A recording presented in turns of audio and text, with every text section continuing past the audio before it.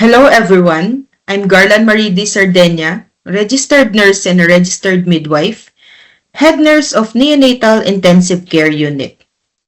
Today we will be discussing Kangaroo Mother Care or KMC, its history, concept, and process. Before we discuss what Kangaroo Mother Care is, let me show you some pictures of hospital practices from the early 1970s and compare them. Picture A shows mothers waiting in line at the labor ward. Picture B are newborn babies in the nursery separated from their mothers. While picture C is a mother and a baby together sharing skin-to-skin contact. Picture A shows baby is placed in a vertical position in between the mother's breast and held in place by a pouch-like clothing and sent home. While picture B are stable preterm babies overcrowding inside the incubator. Key concept in kangaroo mother care. From the picture, you will see Dr. Edgar Ray Sanabria, who introduced the concept of kangaroo mother care or KMC. Inspired by the way a kangaroo nurtures its joey inside the pouch. He began taking small but stable babies out of the incubator and placing them on their mother's chest. Globally, more than 2 million babies are born with low birth weight each year, many of whom requires incubators. However, in some hospitals, incubators are limited or not available at all. To address this challenge, KMC was developed to provide warmth, promote bonding, and help reduce infant mortality. Kangaroo mother care is a care for low birth weight preterm infants in skin-to-skin contact with the mother. It is a powerful, easy-to-use method to promote the health and well-being of a low birth weight and preterm babies. Key features of kangaroo mother care. Early, continuous, and long skin-to-skin with the mother. Exclusive breastfeeding. Benefits of KMC.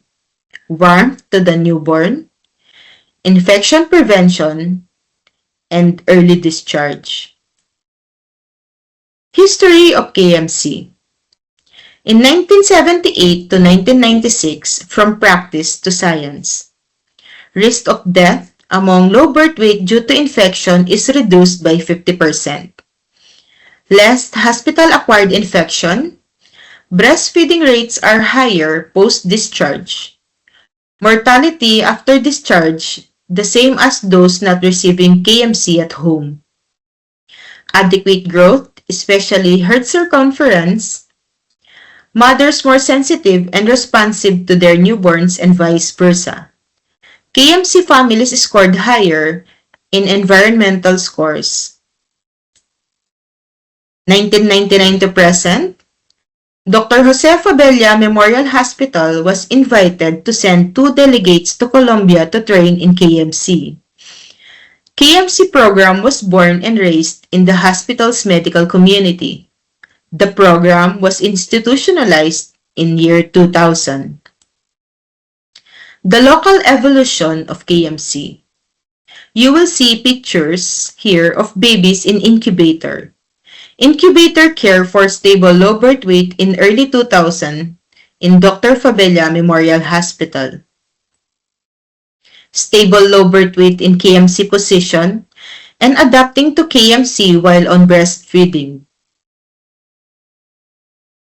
After the KMC program was institutionalized in year 2000, there is a kangaroo mother care ward. Local evidence from KMC at Jose Fabella Memorial Hospital. Significant reduction in proportion of low birth weight deaths due to sepsis. Significant reduction in low birth weight mortality. Significantly increased breastfeeding rates among KMC low birth weight compared to well-term newborns up to 6 months post-discharge. Thermoregulatory effect equal to even better than incubator. Significant economic benefits. KMC reaching out to the community by year 2004.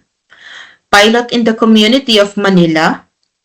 Collaborated with the Manila Health Department, MCH, and Office of Midwifery Services. Training of KMC trainers. Implementation, documentation and evaluation, and lastly, institutionalization. Here is the picture of a global KMC program. NICU and KMC around the world. This picture is taken from Uppsala University, Sweden. KMC, the second evolution. KMC is a comprehensive way of transforming the manner in which we care for our low birth weight infants. KMC today is no longer the poor man's alternative. KMC brings physiologically sound, humane, and emotionally appropriate intervention to the NICU and complements neonatal care. KMC Evidence-Based CPGs Colombia and KMC Global Guidelines WHO of 2003. Requirements for KMC. Comfortable bed or chair for the mother. Ambient room temperature between 26 to 28 degrees. Comfortable clothing for the mother and the baby, and a support binder. Procedure of KMC. The first session is important and requires time and undivided attention. Ask the mother to wear light, loose clothing. Use a private room, warm enough for the baby. Encourage her to bring her partner or a companion of her choice.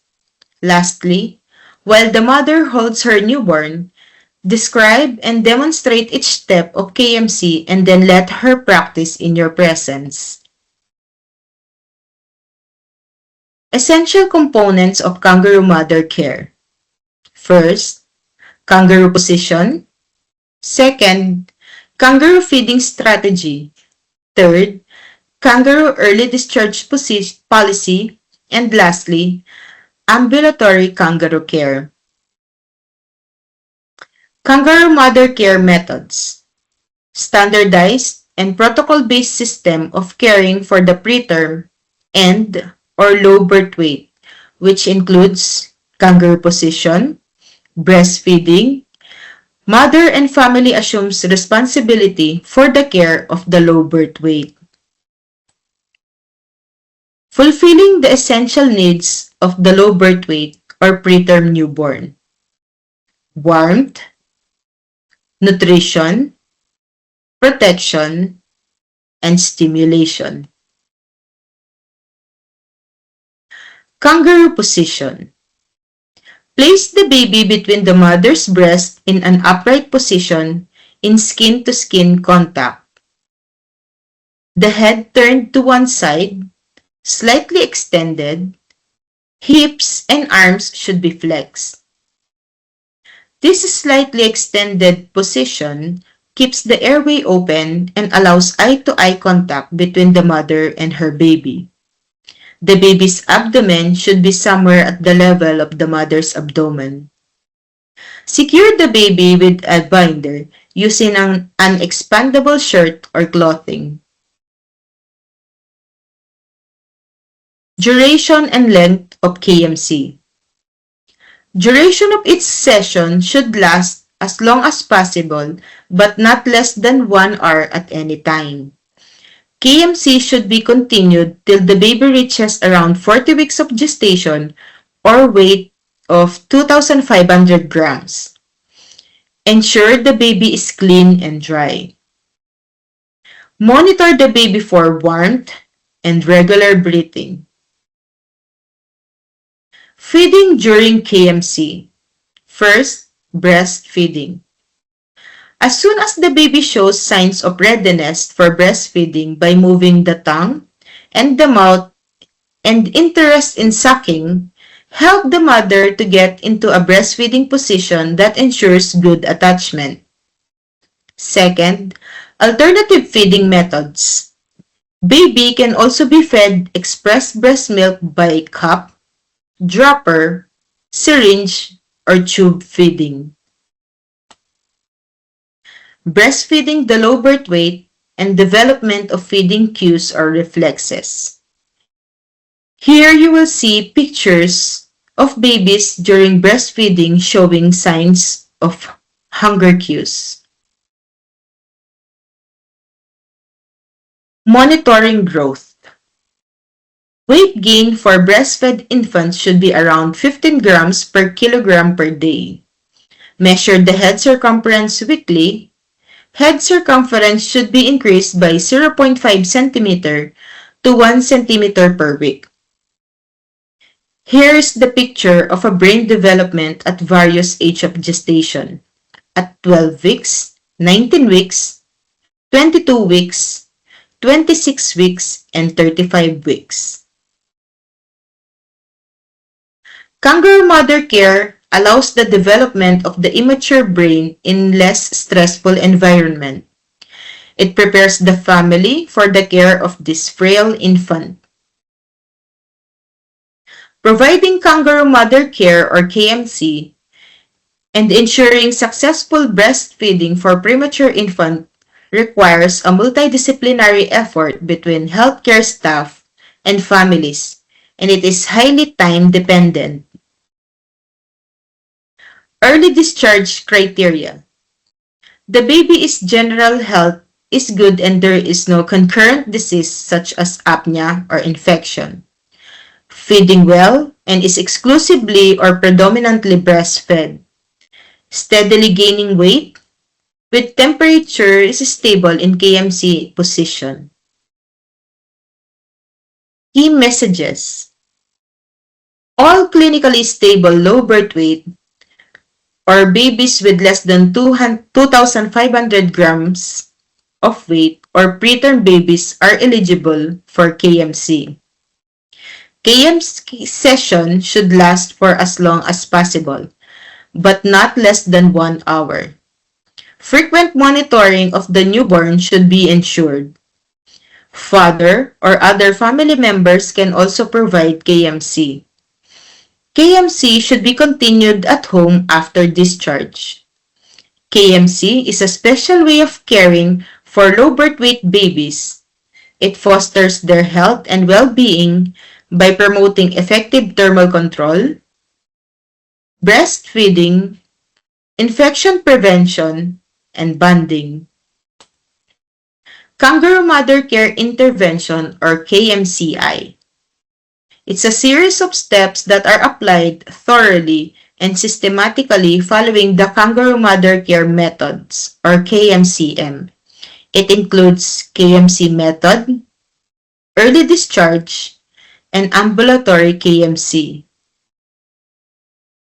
KMCI's benefit for low birth weight and family. Better weight gain, decreased risk for infection, protective maternal flora acquired from skin-to-skin contact, protection from breastfeeding, decreased risk of nosocomial infection due to early discharge, improved maternal, family, and infant bonding, increased and sustained breastfeeding post-discharge, maternal and family empowerment, decreased cost of care due to early discharge, and health maintenance due to breastfeeding. Kangaroo Mother Care Program or KMCP. Group of activities aimed at implementing Kangaroo Mother Care intervention with an adequately trained and organized healthcare team with a specific administrative and physical structure. Essential components are KMC intervention, KMC team, and administrative structure. KMCP benefits to the hospital and the nation. Decreased neonatal morbidity and mortality to help achieve MDG4. MDG4 or Millennium Development Goal 4 aims to reduce the under 5 mortality rate by 2/3 between 1990 and 2015. Improve breastfeeding rates post-discharge. Key indicator for sustaining MPFHI accreditation. Appropriate catch-up growth rates and neurodevelopment of the low birth weight. Decrease incidence of adult diseases among low birth weight, contributing to the healthier and productive population. KMC, a concept, a method of care for baby and mother dyad and the family. There is a logical progression in the implementation of KMC. First is skin-to-skin contact. It may be intermittent or continuous. Second, breastfeeding the premature infant. Third, empowerment of the mother and the family using KMC rooms. Fourth, home discharge in kangaroo position. And lastly, appropriate growth and development in a healthy environment. Here are the levels of KMC implementation. Under methods, we have kangaroo position and breastfeeding. Under intervention, we have early discharge, ambulatory KMC. And under standardized program, we have administration and trained KMC teams. This ends the kangaroo mother care discussion. Thank you.